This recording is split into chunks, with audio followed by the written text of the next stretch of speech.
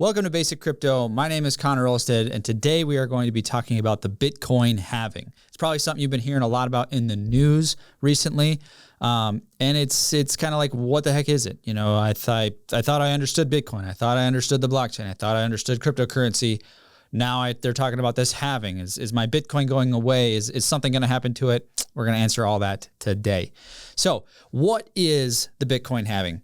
Essentially, to put it into just one quick sentence, it's a change in the math problem. The way that the blockchain works, and the Bitcoin blockchain specifically, is that there is 2,000 transactions per the block, right? And in order for the word of blockchain, and we've gone over this a little bit in the past, so if you want to go back and look at what is the blockchain, definitely we'll link that in the description below. But every time transactions happen, once they get to about 2,000 transactions, an entire block is created. That block then has a number that's associated with it that's called a hash that starts the next block. And so the last block is always connected to the next one, hence blockchain, right? And so those 2,000 transactions, though, math needs to be done in order for those 2,000 transactions to get on the block.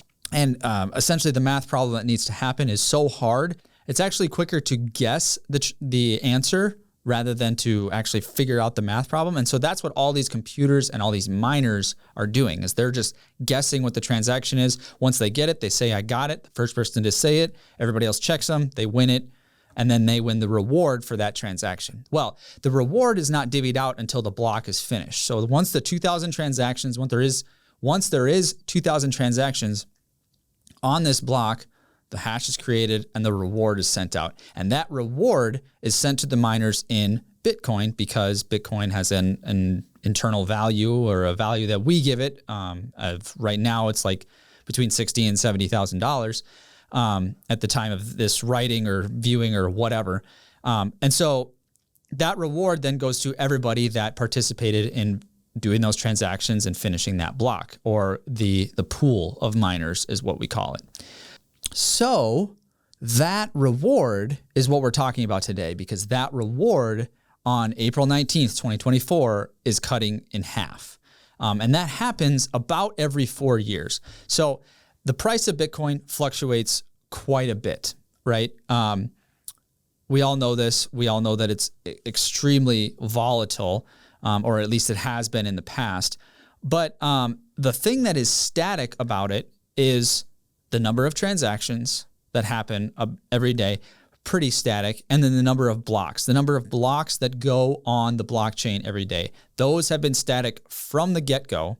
So since the inception of Bitcoin, 144 blocks have been created every single day. And one block right now is worth 6.25 Bitcoin. After April 19th, that's going to cut in half, and they're going to be worth 3.125 Bitcoin. So you're talking right now at, let's say $70,000 for a Bitcoin, and you get 6.25. If you create a block, you're getting $437,000, and 144 of those are divvied out every single day.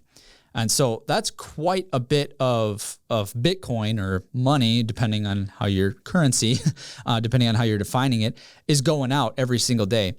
And but to kind of fight the inflationary value or the natural inflation that would come with a currency, Bitcoin does this every 4 years, about every 4 years. It does this halving, where it's like, okay, now we're going to decrease the reward and increase some of the fees. I'm going to get to the fees a little bit later. But the thought of it is that the value of Bitcoin will increase as time goes on. And so the inflation won't really matter for it, because the value will be keeping and going up. And then eventually it's going to become a deflationary asset. Now, because everything is done by halves, or 50%, it takes a while once you get down towards the end to, because going from the last Bitcoin halving, it was 12 Bitcoin, or 13 Bitcoin. Must have been 13 and a half, because now we're at 6.25. So it was 13 and a half Bitcoin for 4 years ago, when they had the last halving per the reward. And now, now we're at 6, and then we're going to 3, and then we're going to 1.5, and then it just keeps going down from there. But that is going to take until all the Bitcoin are fully released and out there. That's going to take like 100 years from now, or like 150 years from the creation of Bitcoin. I think 152 until like the last Bitcoin is going to be mined. And then at that time, the fees will have continued to grow. And because in order for your transaction to be put onto the blockchain, or for your transaction to be like put in line and like picked up, you can tip the miners. You can put a reward out there that says like, hey, do the math for my problem first. And then you'll get this fee, this transaction fee that's associated with it. One other thing to note about the blockchain in this instance, and really when it comes to miners in general, is that the blockchain adjusts itself, or this algorithm adjusts itself so that it takes about 10 minutes for a transaction to go on there. So it's not like we're going to be able to get faster and do more transactions, and then therefore these halvings are going to happen faster or whatever.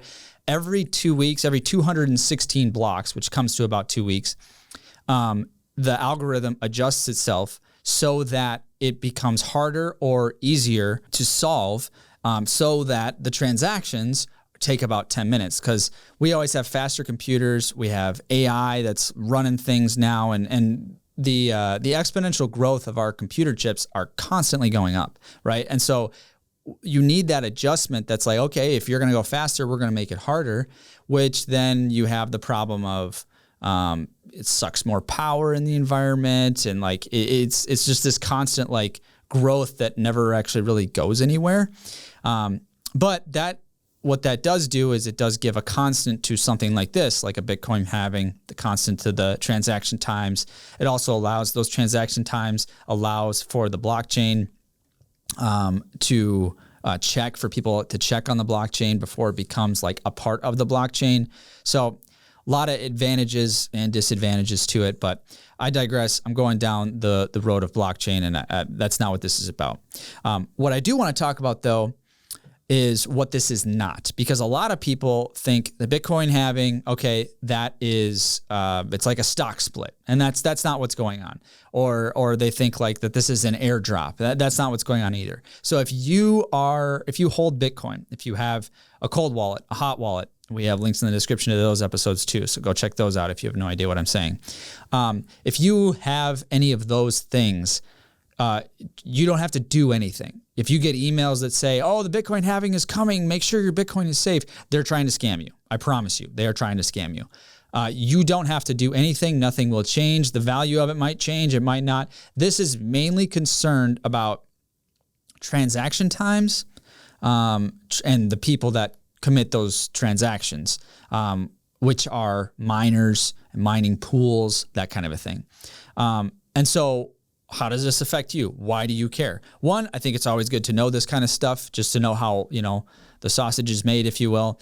But this is going to affect transaction times, because the amount of miners is going to drop. People have built entire businesses. They've made mining pools and around essentially the algorithm or the thought that it is right now, the 6.25 Bitcoin that is released to a block, the chances that they have of guessing the numbers based on the computers that they have, they do the math, they figure out it's profitable, they're good to go. So the mom and pop Bitcoin miners, if you will, or the smaller Bitcoin miners, they're not going to be able to run this operation much longer, because the more that Bitcoin drops in rewards, the harder it's going to be for a place like that to keep up, because the reward isn't quite worth it anymore. And so that means that there are less computers that are guessing, less transactions, and hopefully the algorithm will adjust itself, because if it sees that it's taking longer than 10 minutes, then, it makes the algorithm easier, and the effect kind of rolls from there. But it's, transaction times could increase. The other way that it could affect you is transaction fees. The transaction fees do naturally go up over time. I don't exactly know by how much or what that is in the algorithm or how that goes. I haven't done a lot of research into that, but I do know that they go up over time. And the thought is that it would supplement for any kind of rewards or anything in the long term, or the increased value of Bitcoin would then substitute for that. And so it is built to scale, and it is built to go and continue over time. But yeah, those transaction fees probably going to go up. I'm going to give you an analogy, but before I do, I want to just thank Minneapolis Podcast Studios. This is where we're recording. They do the video, they do the audio. It's awesome. Check them out, Minneapolis Podcast Studios. You can check them out on Google or mplspodcast.com. So thanks, guys. And definitely leave us a review, drop it below, whatever. That would be awesome. Help get us out. A lot more people are listening to this, watching this. It's super awesome. I love hearing you guys' feedback and hearing that you guys actually are getting some stuff out of this. So super cool. But the analogy that I want to talk about is gold, and, Bitcoin is digital gold.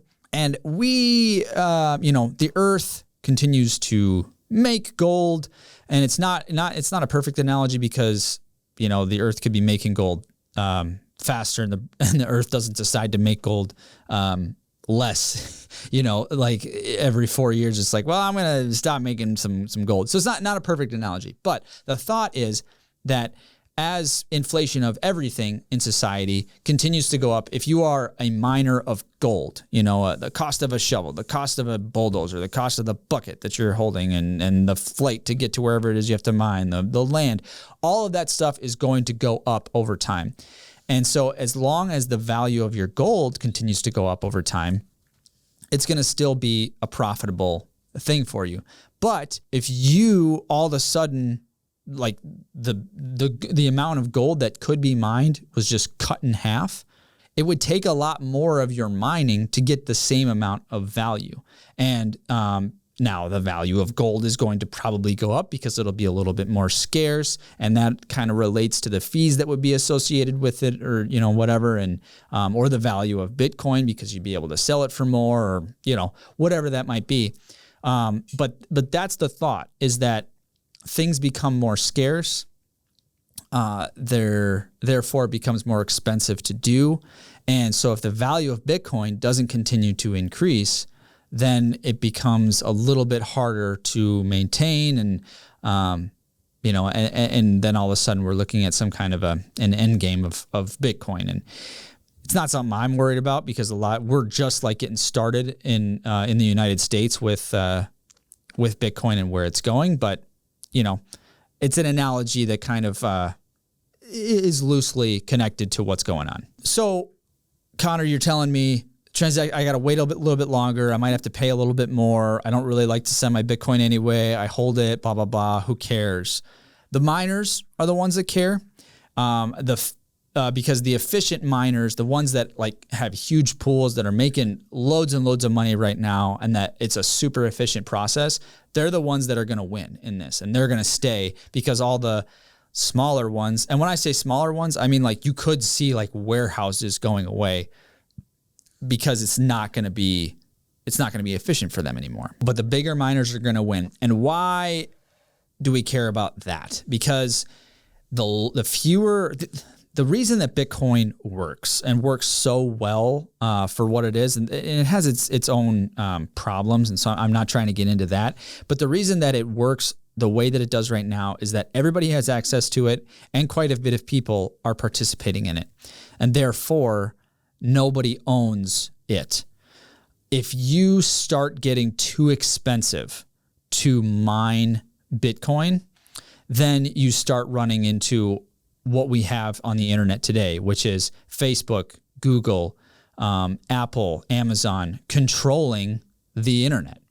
And if you have if you have one or two or three mining farms that essentially control or are controlled by the same person or entity or whatever, and they take up 51% of the miners that are out there, you have now created the opportunity for a false transaction to go on the blockchain, because the way that the blockchain works is that everybody has to, majority rules of who shows and says yes, this is a valid transaction. Yes, this amount of Bitcoin went from there to there and you're good.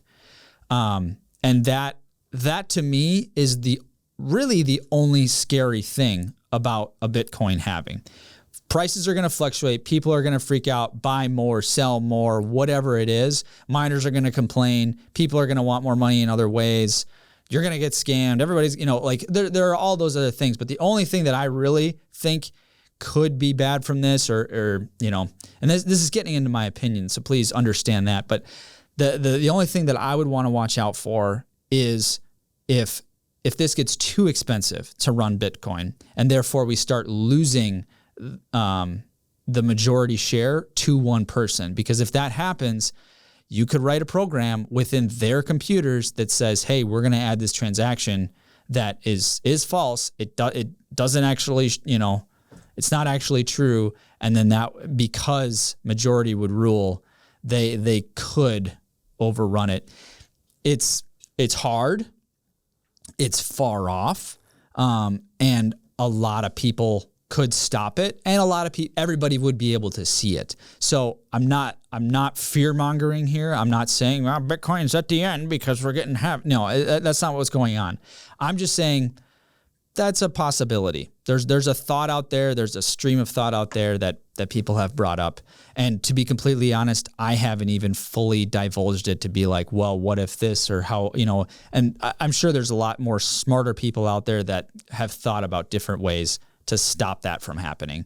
So, the best you can do is educate yourself, keep track of everything. I saw that today there was another hack of AT&T, and it's just like, man, if the world would just get on blockchain and trust themselves with their own keys, with their own understanding, this could go a lot better. But we as a society have gotten so used to not knowing our passwords, to not being in track of our own banking information and holding that kind of stuff, that I think that we are almost numb to the fact that we're just screwed, and it would take an entire society re-education in order for it to actually work.